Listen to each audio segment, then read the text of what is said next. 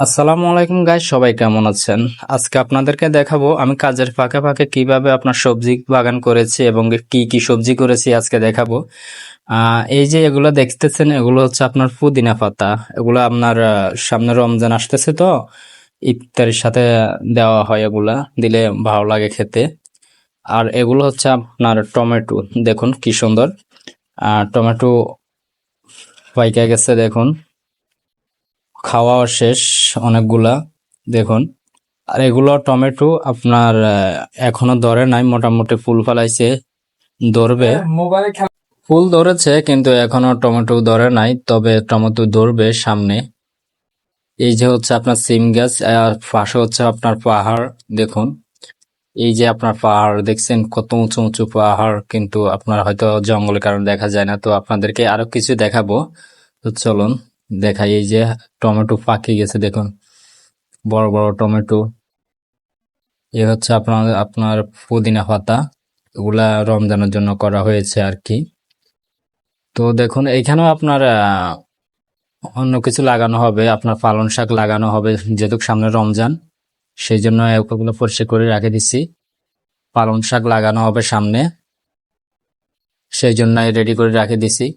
তারপরে আপনার এখানে আপনার কপি ছিল আর কি। এই হচ্ছে আপনার কপি আরেকটা ক্ষেত। এখানে আপনার নীল কপি, অনেক ধরনের কপি আছে, নীল কপি, সবুজ কপি। এ হচ্ছে আপনার নীল কপি, এ হচ্ছে আপনার সবুজ কপি, দেখুন দেখুন। অনেকগুলা খাওয়ার শেষ, প্রায় শেষ হয়ে আসছে। এ হচ্ছে আপনার ধনিয়া পাতা, ধনিয়া পাতা দেখুন, অরিজিনাল, কোনো ফরমালিন ছাড়া, একদম গ্রান গ্রান কি, দেখুন কি সুন্দর। আহ এ হচ্ছে আপনার বেগুন। বেগুনে মাত্র ফুল আসছে, কিন্তু এখনো বেগুন ধরে নাই। আশা করি রমজানে বেগুন ধরবে ইনশাআল্লাহ, আশা রাখছি। বেগুনে ফুল আসছে কিন্তু। ধনিয়া পাতাও খাওয়া শেষ হয়ে আসতেছে। এখানে হচ্ছে আপনার পুঁই শাক, পুঁই শাক মোটামুটি শেষ। তারপরে পাশাপাশি আপনার ডুলের শাক লাগাইছি, মোটামুটি লাল শাক, মোটামুটি সেটাও খাওয়া শেষ। এখনো কিছু হালকা কিছু আছে আর কি, এগুলা পুঁই শাক এখনো কিছু আছে মোটামুটি। এগুলা যদি একটু পানি দিই, এগুলা উঠে যাবে। দেখুন আপনাদেরকে আর একটা জিনিস দেখাচ্ছি, এ হচ্ছে আপনার মরিচ গাছ। এ হচ্ছে আপনার বড় বড় মরিচ, দেখুন আপনার বড় বড় মরিচ, এগুলো আর কি অনেক ঝাল এগুলা কিন্তু।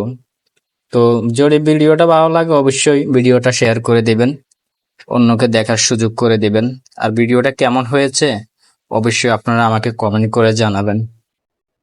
আসসালামু আলাইকুম।